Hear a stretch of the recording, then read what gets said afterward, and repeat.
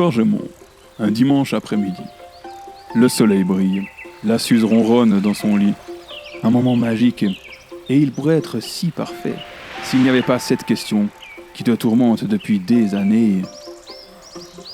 Y a quoi dans cette maison? Aucun des habitants ne semble savoir ce qui s'y passe. Même pas les voisins, ni les usagers du train qui descendent à la gare qui est juste en face. Apparemment, c'est top secret. Il faut savoir que la Suisse est réputée pour garder ses secrets. Le secret bancaire et ses recettes de fromage. Ainsi, en suivant la logique, il se pourrait qu'un laboratoire affilié à la tête de moine mène des expériences pour perfectionner sa recette. Ou peut-être qu'un coffre-fort se trouve dans le sous-sol pour stocker l'argent des plus fortunés de la région. Il y a quelques années, un homme courageux a réussi à jeter un œil à l'intérieur. Il a pu observer d'immenses imprimantes. Serait-ce pour imprimer des nouveaux billets de banque? Le mystère ne sera probablement jamais élucidé. Mais nous sommes chanceux. Un brave journaliste, moi-même, qui a décidé de résoudre ce mystère. Et où commencer si ce n'est auprès des Corgemontais? Corgemontais? Enfin, des habitants de Corgemont, quoi.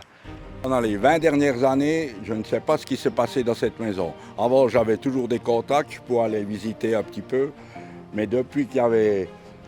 je sais qu'ils faisaient des photos, mais plus, je ne peux pas vous dire ce qu'ils faisaient. Mystérieux, oui. Oh, ça, c'est compliqué de te dire, parce que moi, le seul souvenir que j'ai exactement, c'est toujours le squash, avec la réception, enfin, respectivement, ces canapés qui étaient à côté. Puis ça a toujours été comme ça, puis après, il y a eu le fitness qui est venu s'installer, et c'est plus ou moins tout. Alors, vous savez ce qu'il y a dans le bâtiment là-bas derrière? Je sais pas. Non, aucune idée. Après avoir passé des heures à interviewer toutes les personnes que je pouvais trouver, et bien d'autres encore, est-ce que vous savez ce qu'il y avait dans ce bâtiment les 20 dernières années? J'ai failli abandonner. Personne ne sait ce qui s'est passé dans cette maison depuis 20 ans environ. Il me restait qu'une seule chance, trouver et interviewer l'ancien propriétaire et habitant de longue date de Corgemont, Monsieur Racine. Alors non, c'était pas les banques, c'était pas du tout le fromage, c'était vraiment les montres. Mais parce qu'il fallait que je sois discret, et puis ces pièces valaient tellement cher que c'était comme ça. Donc vous preniez les photos de montres? Bah oui, c'était que ça. Et voilà, le vieux mystère de ce bâtiment est résolu. Mais ces derniers jours, il y a pas mal de choses qui sont passées là-bas. Il semble qu'il y ait des nouveaux arrivants. Est-ce qu'on va de nouveau avoir un projet secret ici? À qui est-ce que je pourrais demander? Eux, ils doivent le savoir. Ils traînent tout le temps par là. S'il vous plaît! Bonjour, je peux vous poser quelques questions? Ouais, bien sûr. Vous savez ce qu'ils font les nouveaux habitants là dans la maison? Ah bah oui, bien sûr, ils sont youtubeurs, ils font des vidéos. Puis j'étais d'ailleurs là le premier jour, hein. On a mangé des kebabs, c'était tranquille. Est-ce que vous savez ce qu'il y a dans la maison alors?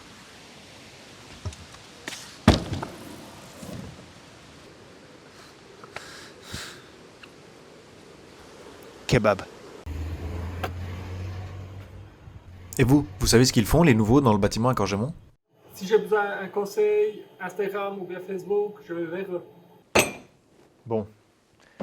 Ils aident les jeunes, sont sur les réseaux sociaux, travaillent sur YouTube.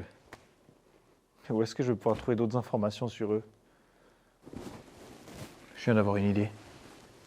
Je vais les regarder sur YouTube.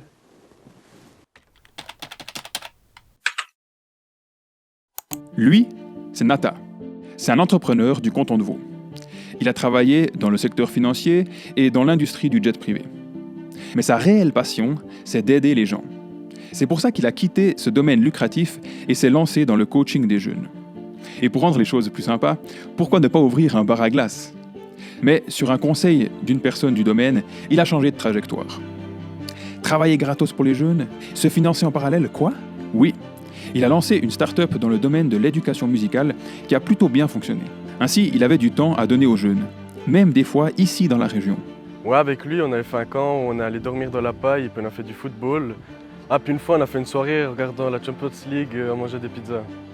En plus de ça, il a commencé un studio d'animation qui a tellement grandi que l'équipe a eu besoin d'une maison. Oui, une nouvelle maison. Voilà.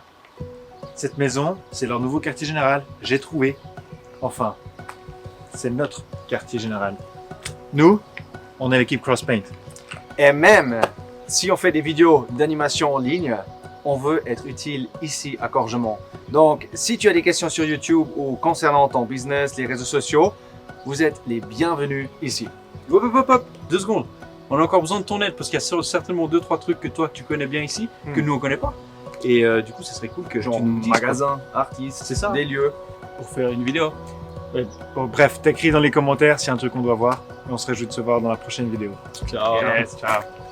Et on n'a pas raté le but de la vidéo là Ouais, on voulait dire qu'on voulait faire connaissance, inviter les gens pour les portes ouvertes le 4 juillet. Bah, on l'affichera à la fin de la vidéo, c'est parfait. Ouais. Ah mais attends, le 4 juillet, c'est pas un dimanche? Tu crois qu'il y en a qui vont venir?